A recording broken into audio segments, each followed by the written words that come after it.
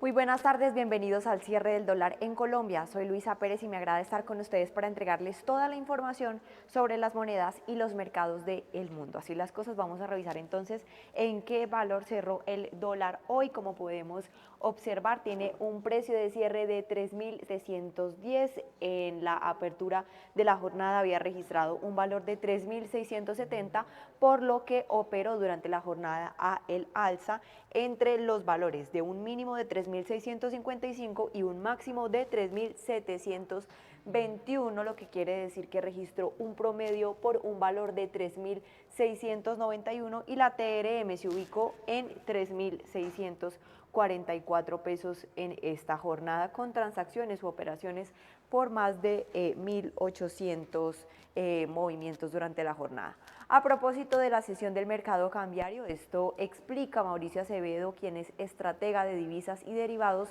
de Corfi Colombiana. Ayer en Estados Unidos se conoció el cambio de nóminas no agrícolas de la ADP, que muestra el cambio mensual en el empleo en los principales sectores de la economía de Estados Unidos. El indicador no tiene en cuenta la agricultura.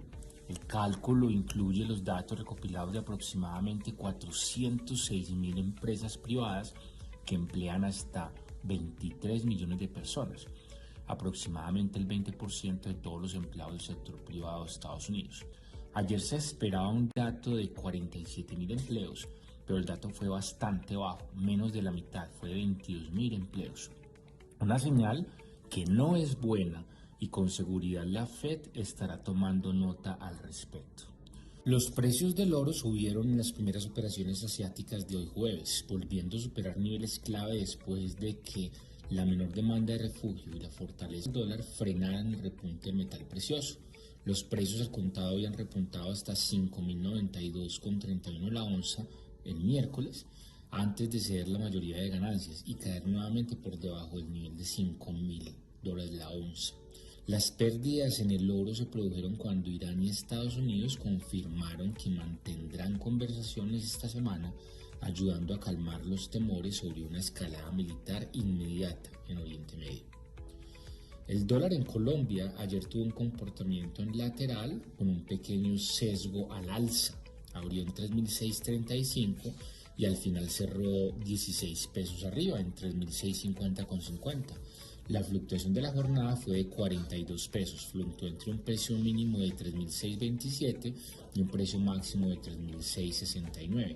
Se operaron 1.605 millones de dólares y la TRM para hoy es de 3.644,93, donde subió 22 pesos con 93 centavos con respecto a la TRM de ayer. Los niveles a tener presentes para hoy son los siguientes, como resistencias 3.669, 3.683 y 3.695, con los soportes 3.638, 3.627 y la figura de 3.600. Si el mercado del dólar continúa moviéndose por ciclos, en cualquier momento veremos operaciones en niveles de 3.600 o 3.590. Les recomiendo tener un poco de paciencia y estar listos, dados que las visitas del mercado a estos niveles son bastante rápidas.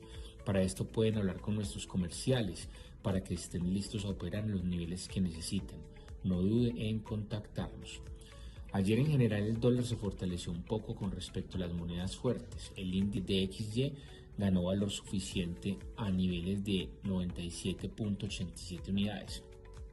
El alza del dólar a nivel general se ha visto influenciada por caída del yen japonés, así como las tensiones que se generaron por el posible cierre del gobierno estadounidense, que al final se alcanzó a salvar, por lo que el mercado ha puesto su atención de nuevo en la publicación de indicadores económicos relevantes.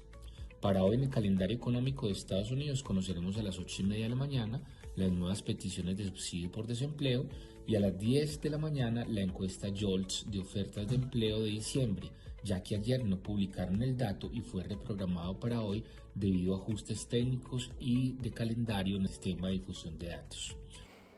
El dólar alcanzó máximos de 2 semanas el jueves debido a que una nueva volatilidad se apoderó de las acciones y avanzó contra la libra, que cayó después de que el Banco de Inglaterra dejó las tasas del Reino Unido sin cambios en una votación muy ajustada. El próximo jueves tendrá lugar la reunión de política monetaria del Banco Central Europeo, en la que también se espera que no se produzcan cambios en las tasas de interés.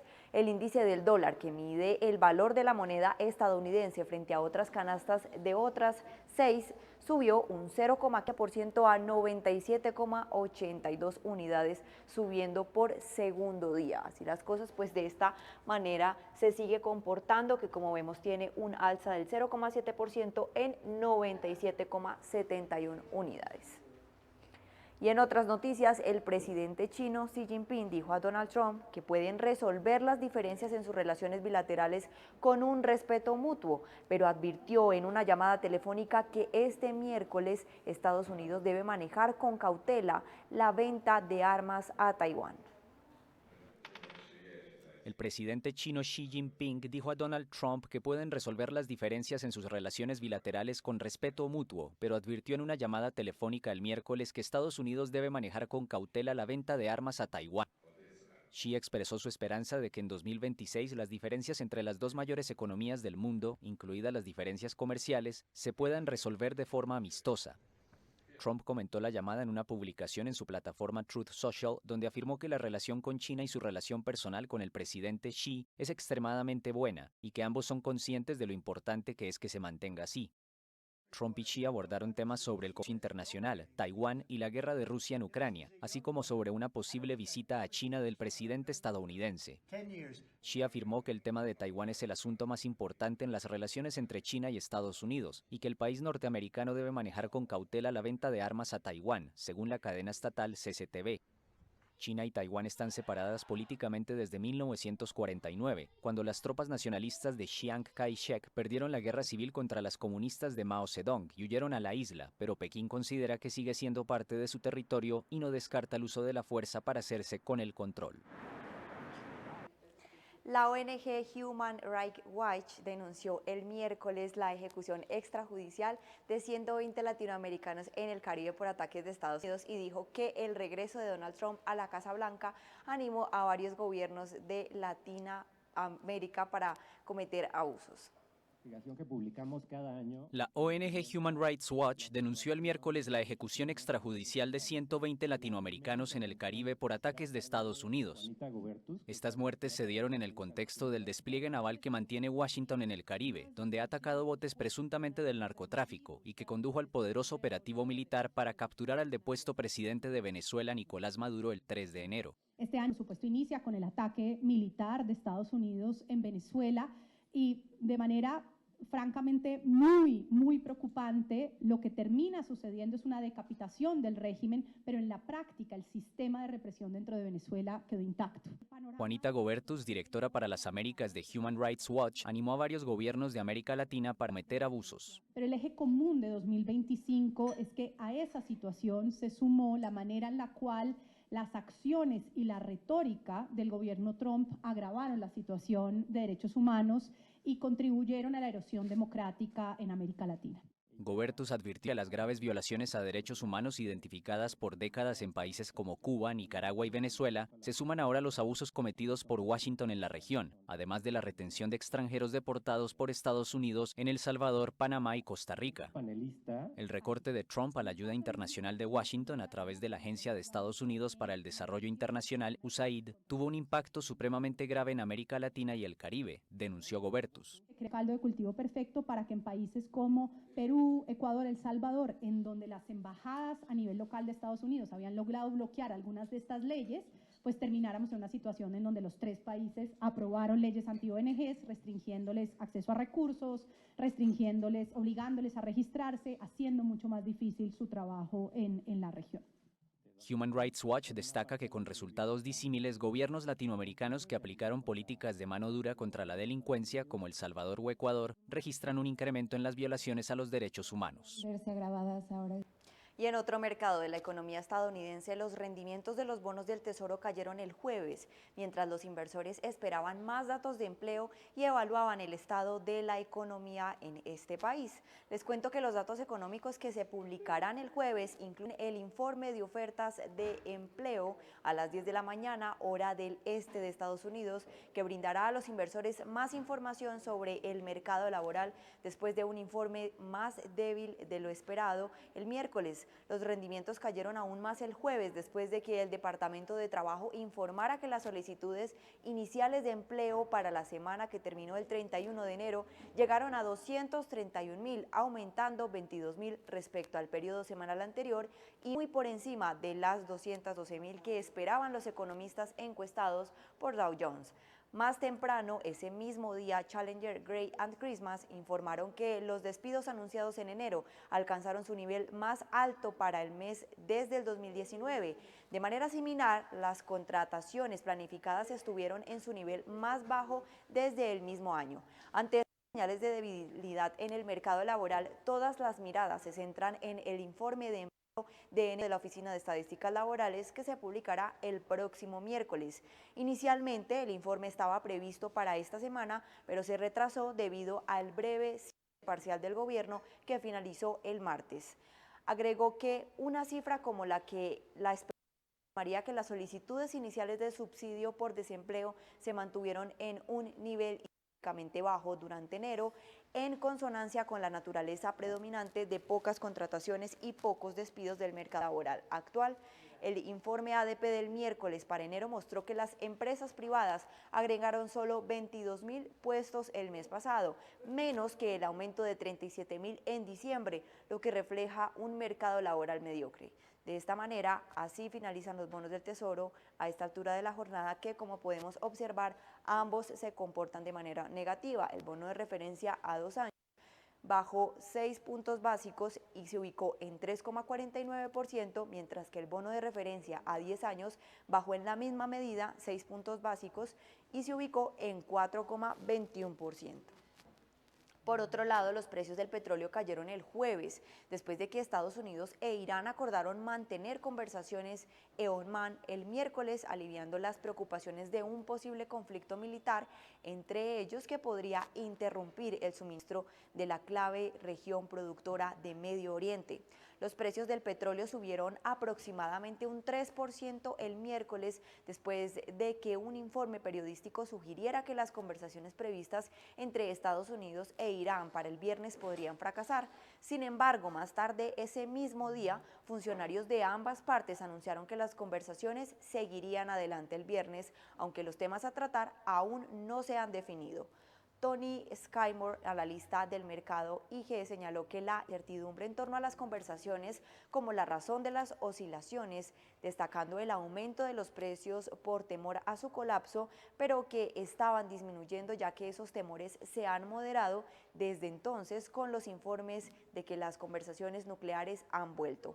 Irán está abierto a discutir su programa nuclear, incluido el enriquecimiento de uranio, con los países occidentales, mientras que Estados Unidos también quiere incluir los misiles balísticos de Irán, su apoyo a grupos armados en Medio Oriente y su trato a su propio pueblo. A pesar de las conversaciones, existe la preocupación de que el presidente Donald Trump siga cumpliendo sus amenazas de atacar a Irán, el cuarto mayor productor de la Organización de Países Exportadores de Petróleo, lo que podría generar el riesgo de una confrontación más amplia en la región rica en petróleo. Además de la posible interrupción de la producción iraní en caso de conflicto, existe también la preocupación de que las exportaciones de otros productores del Golfo puedan verse afectadas. Aproximadamente una quinta parte del consumo mundial de petróleo pasa por el estrecho Hormuz entre Omán e Irán. Otros miembros de la OPEP como Arabia Saudita, Emiratos Árabes Unidos, Kuwait e Irak importan la mayor parte de su crudo a través del estrecho, al igual que el propio Irán. Si bien las conversaciones planeadas están reduciendo la reciente prima de riesgo en los precios, el mercado fue respaldado el miércoles por datos que mostraron descensos en los inventarios de petróleo en Estados Unidos, el mayor productor y consumidor de crudo del mundo. Les cuento también que las existencias de crudo y los inventarios de destilados de Estados Unidos cayeron, mientras que los inventarios de gasolina aumentaron en la semana que terminó el 30 de enero debido a una tormenta invernal que azotó grandes franjas del país. Esto fue lo que dijo el miércoles la Administración de Información de Ingeniería. Bajo este contexto, así se comporta el petróleo que, como pudimos observar o como pudimos comentar recientemente, pues cayó a diferencia de esos resultados que estaba mostrando en la sesión anterior, hoy más del 2% en lo que respecta el petróleo de referencia Brent, 2,27% específicamente, y se ubica en $67.88. Por su parte, el petróleo de referencia estadounidense también baja con la misma fuerza y se ubica en una baja del 2,32% en $63.63 después de haber repuntado casi más del 3% en esta semana.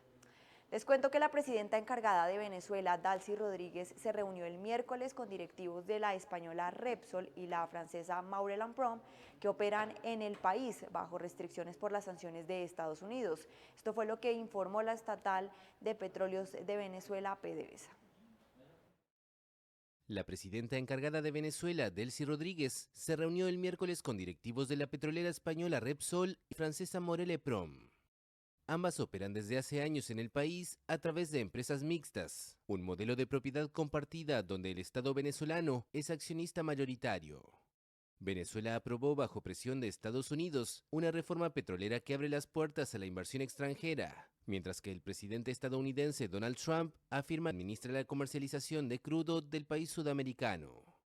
El petróleo venezolano está embargado por Washington desde 2019, pero tras la aprobación de la reforma, el Tesoro estadounidense ha emitido licencias que flexibilizan las sanciones. Según la estatal Petróleos de Venezuela, las reuniones se concretaron en aras de seguir afianzando la soberanía energética y con el objetivo de consolidar alianzas estratégicas que potencien la producción. Y con esta información llegamos al final de este espacio. Espera a continuación toda la programación que tenemos para ustedes aquí en Primera Página, el canal de los negocios.